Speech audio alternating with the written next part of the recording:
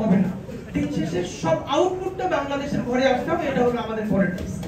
তো আমি এনসিপি কে যেটাও স্বাগত জানাই, কিন্তু এনসিপির ব্যাপারে তো নিশ্চয়ই আপনারা দেখবেন যে মানে আমার হইছে এমন জানা যে আমি এনসিপি না কইলেও সব শুধু কি এনসিপির পক্ষে ঝগড়া করা লাগতেছে।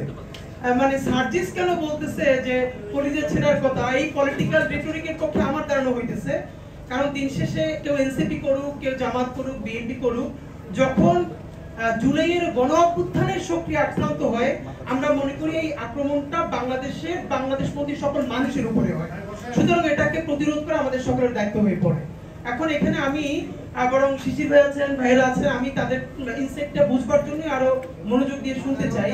একটা ব্যাপার সেটা হচ্ছে, আপনারা ধরেন একটু আগে আমি আবার ঢুকে যে জাতীয় ঐক্যমত্য কমিশন প্রধান উপদেষ্টার কাছে আজকে যে চূড়ান্ত সুপারিশমালা দিয়েছেন, সেখানে যেটুকু সামারি জাস্ট বুঝলাম, বড় ভাইরা আরো ভালো বুঝবেন, যেখানে বলেছেন যে জাতীয় নির্বাচনের দিন অথবা তার আগেই গণভোট সম্পন্ন করা যেতে পারে, এবং যে পার্লামেন্ট হবে সেটা প্যারালালি কনস্টিটিউয়েন্ট অ্যাসেম্বলিও হবে এবং সরকারও রান করবে, তবে সেটার সময় বেঁধে দিয়েছে 270 দিন। এই 270 দিন পর্যন্ত এটা কনস্টিটিউয়েন্ট অ্যাসেম্বলি হিসেবে কাজ করবে, তারপরে আবার সে আগের ফর্মে ফিরে যাবে। এখন আমার একটা প্রশ্ন, সেটা হলো যেটা আমি বলতে আমার মতো অবুঝ নাদান বান্দা যারা কোটি কোটি এই বাংলাদেশে আছে, যারা আইনজ্ঞ না, আর তাদের হয়ে আমি প্রশ্নটা জাস্ট বোঝার চেষ্টা করতেছি যে ধরেন নোট অফ ডিসেন্ট বিএনপি দিয়েছে, জামাত ইসলামীও দিয়েছে, হয়তো কিছু জায়গায় এনসিপি দিয়েছে, তো খুব মেজর কয়েকটা যদি আমরা ডেভেলপমেন্ট করি সেটা হলো উচ্চকক্ষে পিআর, এই ব্যাপারে তো বিএনপির নোট অফ ডিসেন্ট আছে। এখন আজকে আমি মাত্র ঢুকে দেখলাম যে প্রশ্নটা কি হবে গণভোটে। তো গণভোটে প্রশ্ন দেওয়া হয়েছে এটা ঐক্যমত্য কমিশনে যে আপনি কি এই যে জুলাই সনদ এবং তার যে ইশতেহার এটাকে সমর্থন করেন কি করেন না, এটা টিকতে থাকবে। এখন এই টিকের পরে ধরেন জুলাই সনদ পাস হয়ে গেল, মানে জনগণ ভোট দিল যে আমরা এই জুলাই সনদকে চাই। এখন এই জুলাই সনদ যেভাবে দেয়া আছে এটা তো নোট অফ ডিসেন্ট সহ দেয়া আছে।